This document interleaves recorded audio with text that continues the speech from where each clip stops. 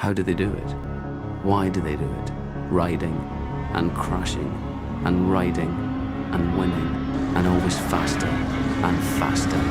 Well, welcome back everybody to With Antone MotoGP 2025, and what a momentous weekend Grand Prix at Motegi. Honda's home track gave us a little bit of everything, but what it did give us, it gave us Marc Marquez and his 7th MotoGP world title, taking his motorcycle world titles to number 9. And Honda was back on the podium in front of their fans. Aprilia's got a few dramas that we need to talk about. And what about Pecco? He's fighting back, he's fought back against his rivals, he's fought back against his mental demons, and he fought back on the old setup. We're going to talk a little bit about what he did to change the feel of that Ducati. So let's break it all down and let's see what it means as we move forward into the championship. So 7 motorcycle Grand Prix World Championships in the MotoGP class for Marc Marquez. That's absolutely spectacular. And in that time, he's taken across his career 9 titles in all. You know, he's had to compete with the struggles. He's had to compete with the surgeries. He's had to compete with the crashes. You know, 108 crashes since his last title. So it's something that's amazing. You could see the emotion just spill out of Marc Marquez. He was quite nervous. We'll talk about the race. He was nervous in the race going there. And what a huge success it is for him personally, but also for his brother Alex. Alex and Marc have formed quite a team. 2 brothers, they're obviously very fond, love each other, and there's a strong tie there with his father as well. I think it's something for his family, his grandfather, people that have been so close to him, and it was so beautiful to see Hernandez and all the old HRC techs come rushing down to the pits to celebrate. So that makes 13 years of winning for Marc Marquez.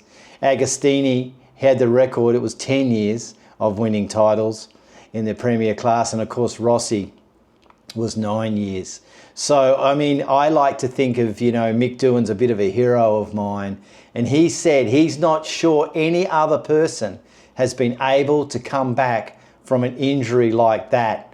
And I think Mick Doohan, mighty Mick Doohan, summed it up. It is a phenomenal achievement for Marc Marquez. Yes, he's won the races, but to do it in the manner he's done it and come back from what he's been through is absolutely amazing. And what about the Grand Prix itself? Well, it was a little bit of an old school motorcycle Grand Prix.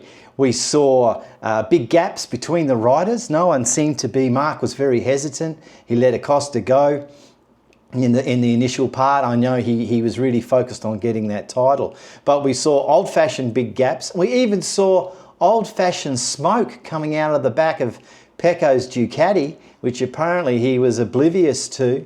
But, you know, it's got to be good to see Pecco getting back onto some form. And the celebrations, I've got to say, the race wasn't great news for Liberty Dorna, but the celebrations were very well done. The big board that Marc Marquez ran into, numbers was the theme. We talked about that last week.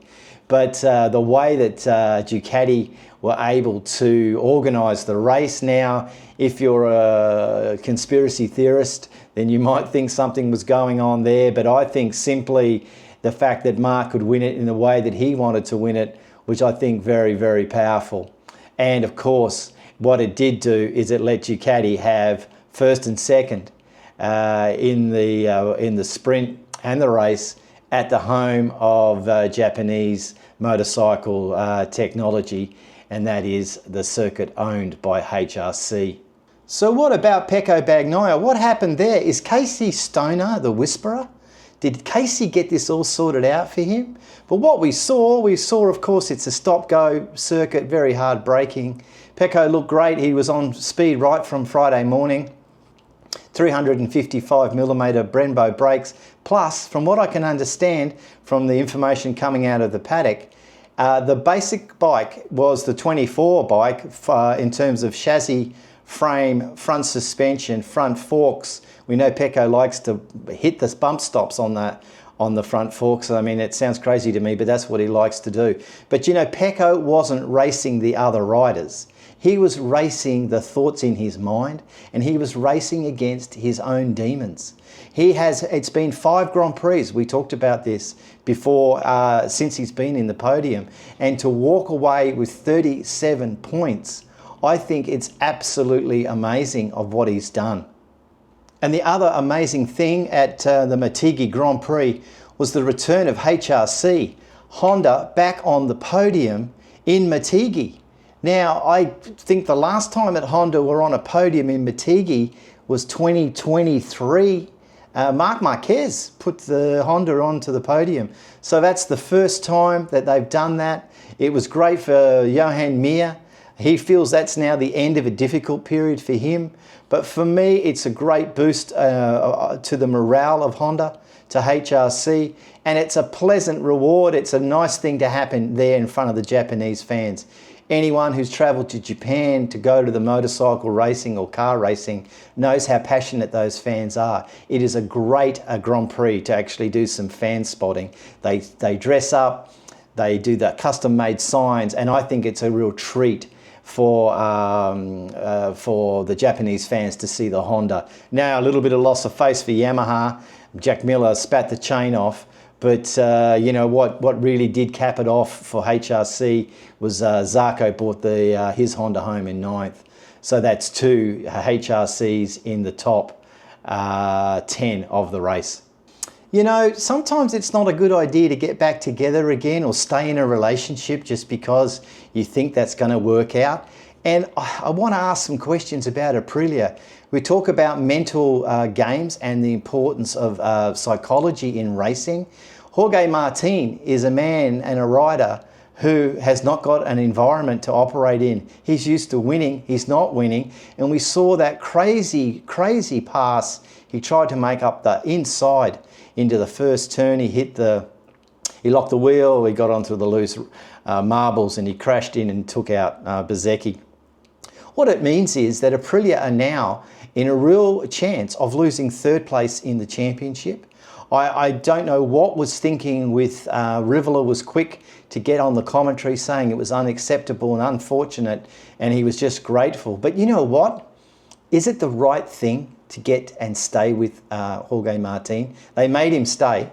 He's showing signs of getting better. But what I saw in Jorge, in that move that he made, that was not a move of a person who's confident, in control of what he's doing, and able to move forward and really do something further. Now, I think this takes his total to 19 broken bones this season. I mean, Bez ended up finishing 4th, but Jorge Martín, it looked like a pretty complicated fracture of his collarbone. He's in for surgery, and we'll have to wait and see exactly how it goes there. But maybe making the relationship stay together is not a good idea. So that's the Motegi wrap. Marquez on top with the title number 7. Honda starting to show some life. And what about the Ducati control at Motegi in the backyard of Honda 1-2? I don't know whether that's just coincidence or skill, but they certainly wrapped that up. Pecco showed he's not done. Pecco may well be back, subject to the setup of the bike. But what do you think? Do you think it's going to change the momentum? Do you think Pecco now is going to be able to do something? 37 points, it's the first time he's done it. And what about Jorge in the Aprilia situation? He's going to be out. He's going to be out. They've already asked for Salvadori to turn up for the next couple of races. But anyway, I really appreciate you watching with Antone MotoGP 2025. I'm enjoying reading the comments, so drop them down below what your thoughts are.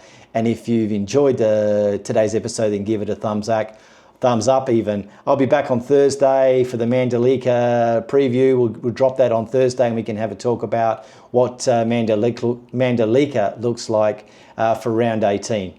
Okay, look forward to seeing you again soon. Bye-bye.